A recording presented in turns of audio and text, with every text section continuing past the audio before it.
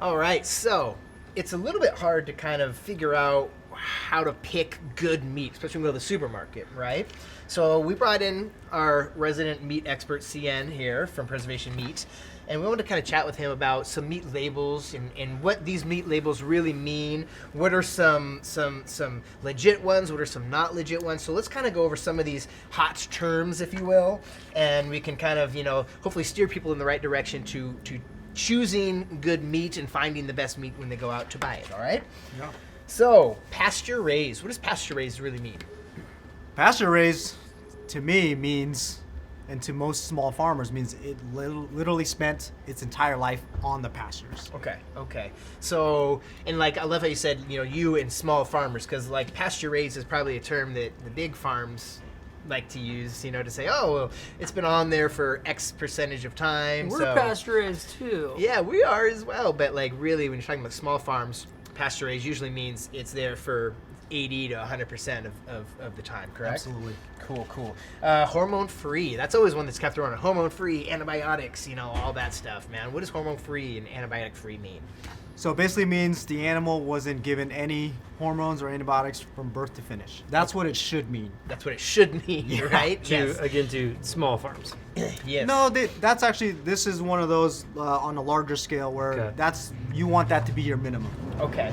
And raised without hormones means that basically the beef hasn't been it's been without hormones 120 days prior to slaughter. So there's hormone-free, which is no, nothing, nada. Never ever is basically what we want. Yes. Never ever. That's what we want. But be aware of that. No hormones administered, because that means that they can pump it full of hormones and antibiotics, but cut it off 120 days before slaughter. Okay, which is crazy to me. You can do that. Okay, certified organic, right? I mean, generally you want to eat things that are organic, right? That are no GMOs and things like that. But what does certified organic really mean? Now, certified organic is actually probably the best one to go off of, because it typically means that the farm didn't use any pesticides or any herbicides for a minimum of 3 years. So there are kind of a certain amount of regulations that kind of allows that certification to really stand out. Okay. And so certified organic, probably actually under the USDA rules, has the most tight restrictions. Okay, maybe credibility there. Yep. So that's a good one to maybe look for when you're and it should be, right? Dang, I think everybody wants to eat things that are clean, right? Yep. Absolutely. Grass-fed. We had a great conversation about grass-fed and what grass-fed really means, and the conversation started because some people like that lean grass-fed beef. Some people like more marbled. Some people like in the middle. But what does that grass-fed refer to?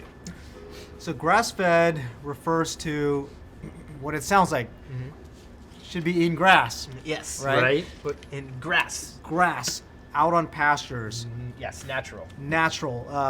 And so you got to be careful, because a lot of the big guys nowadays are starting to, as the buzzwords are starting to Catching kind on of to those key phrases. Yeah. Grass-fed. And so now bigger producers are actually raising beef in feedlots on a grass ration, a hay ration, a silage. And that can be now grass-fed beef. Ooh. Yeah. And what were we saying about corn?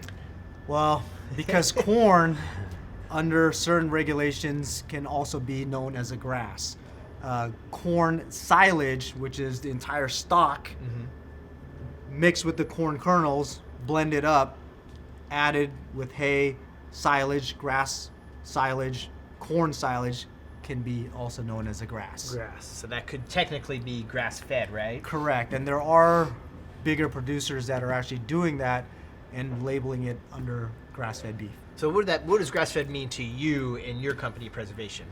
So when we seek out grass-fed beef, we're looking for small production farmers that are putting their animals 100% out on pastures their entire life. So pasture-raised, grass-fed is good. Grass-fed could mean some other things, right? Not always good. And what about seasonally too? You're talking about seasonally with the grass-fed.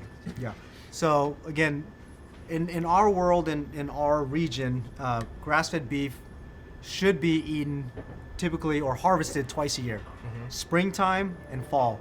The grasses are the most lush, they're the most energy, nutrient dense Rich. at that point. Yeah. So that's when the animals are bulking up. They're getting super healthy, eating high nutrient dense foods. Wow. And so that's when the grasses are basically, they're pumping them up. Yeah. And so I don't know if you guys pay attention, here in the Pacific Northwest, grass is really wet in certain times of the year. So when you're eating that really wet, I guess unnutrient rich foods, it creates like wet, soggy beef. It's a completely different animal. Ooh. And so the animals aren't gaining as much. So when you're eating grass-fed in winter and in summer, right? That's not going to be as high quality as what the fall and spring or. Fall and spring are the best. Yeah. When you think of grass-fed beef, for example, in certain areas in the summertime where the grass is basically it's dead from the sun, right? And so the grasses are all dried out. Yeah. There's not much nutrients. They're not vibrant green. Yeah. And so that's the difference between high nutrient-rich grass versus dead grass, Okay. right? So if you were to think about those two things, right? Yeah. One is vibrant, green, lush, Yeah.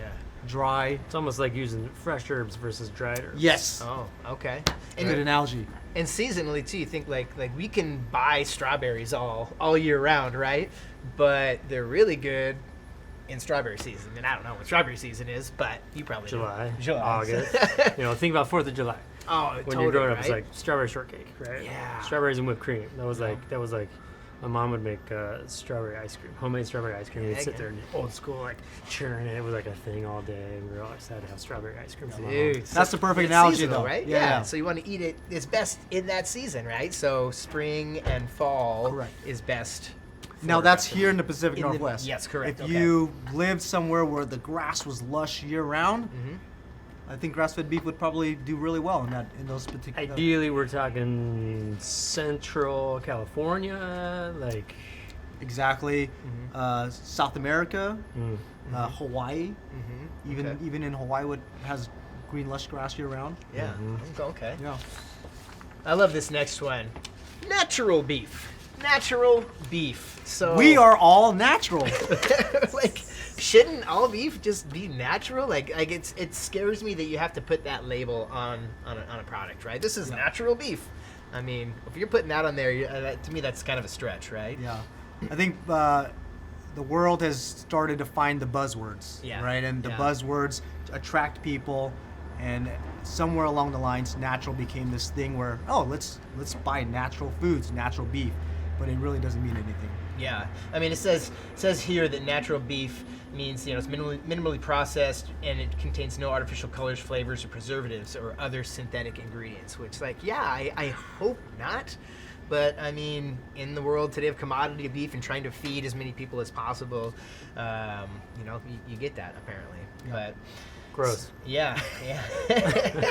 Not- Gross. not Gross. cool. Gross, dude. Dude.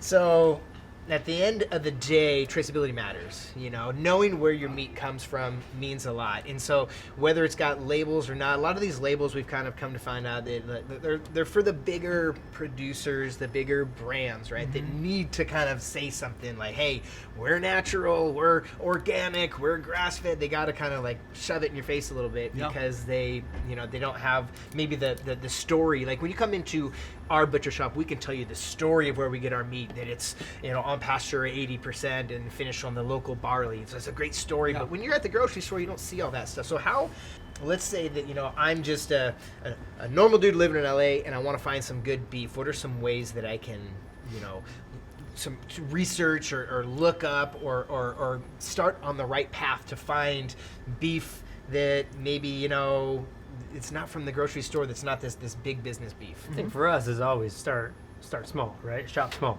Absolutely. Find your neighborhood, Local. local. Yeah. Farmers markets. Yeah. Oh yeah. Seeking out folks there. And then asking the right questions when you're there, obviously. Absolutely. Yeah. Yeah. And like we were talking about, is there, some people can't go to farms, right? Like some people are like, hey, just go to the farm. Okay, well, I can't go to a farm. I don't have a car. I don't have this or that, whatever. There's a lot of reasons why you wouldn't be able to just go out to a farm. It's 4 hours away, right? But can that farm be visited?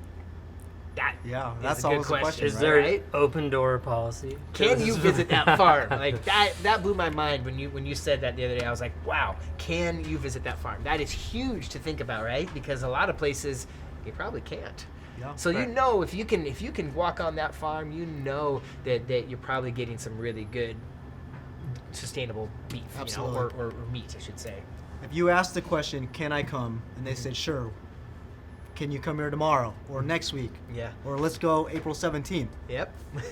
We're going to pure country, yeah. Right? Open door policy. Open door policy. Because a lot of those big companies, man, they will not let you walk on there. They will not let you videotape. They will not let you do anything. And so I think that means a lot. And so even if you give them a call, can I visit? I think that means a lot. And you don't have to go there, but at least you understand that it's probably a good location. So I love it, man. I think that means a lot. And traceability matters, man. Let's go find some good beef. Traceability. Boom.